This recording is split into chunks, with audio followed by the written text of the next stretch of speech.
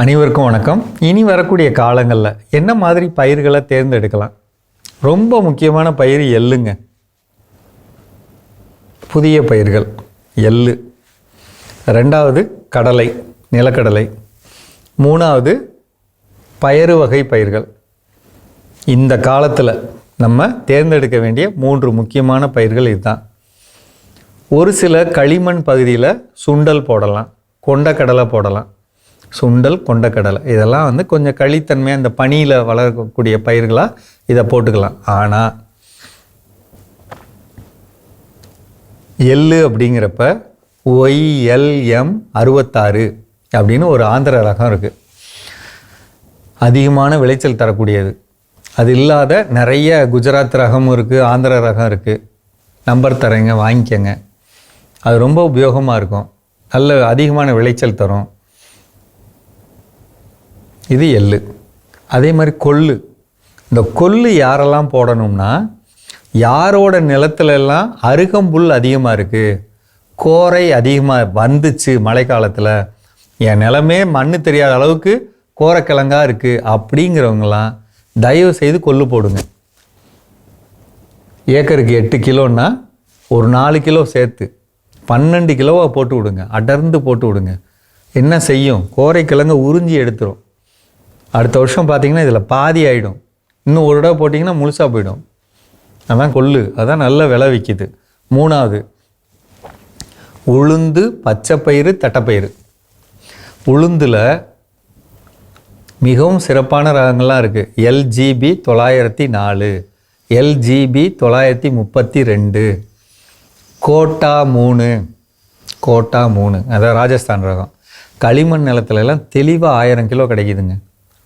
அதே மாதிரி பச்சை பயிறு, அதே மாதிரி தட்டைப்பயிறு. சாமி, தட்டைப்பயிறு போட்டிங்கன்னா எங்கெல்லாம் 1 அடி உயரத்துக்கு இந்த மாதிரி களைச்செடிகள் வருதோ அந்த நிலத்துலலாம் நீங்கள் இதை உழுது விட்டு போட்டிங்கன்னா அதோட உடம்பால் அது அந்த செடியெல்லாம் மடக்கி கொன்னுடும். அடுத்தடுத்த வருடத்தில் பூக்காது, காய்க்காது. அதே நேரத்தில் நமக்கு லாபமும் கிடைக்கும். அப்போ ஊடு பயிராக போடலாம், ஊடு பயிராகவும் போடலாம், தனிப்பயிராகவும் போடலாம். தட்டைப்பயிறு அதிகமான விளைச்சல் கொடுக்கக்கூடியது. இதை நீங்கள் தேர்ந்தெடுங்க. அடுத்து கடலை. பல பதிவுகளில் சொல்லிட்டேன் நான். கிர்னார் 5, TCGS 1634 இதெல்லாம் குஜராத், ஆந்திர வகை கடலை. இது இல்லாத நிறைய டேக் 32, பிரகதி, ஒரு 6-7 வகை இருக்குங்க. சிறப்பாக வரக்கூடிய கடலை ரகங்கள்.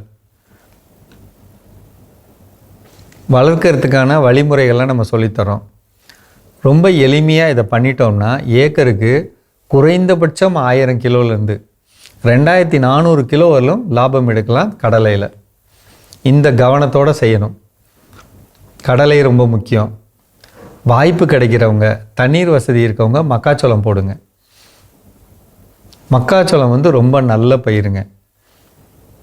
இனி வரக்கூடிய காலத்தில் யாருக்கெல்லாம் வாய்ப்பு இருக்கோ அவங்க பண்ணலாம். அதாவது தண்ணீர் வசதி இருக்கிறவங்க அப்படி பண்ணலாம்.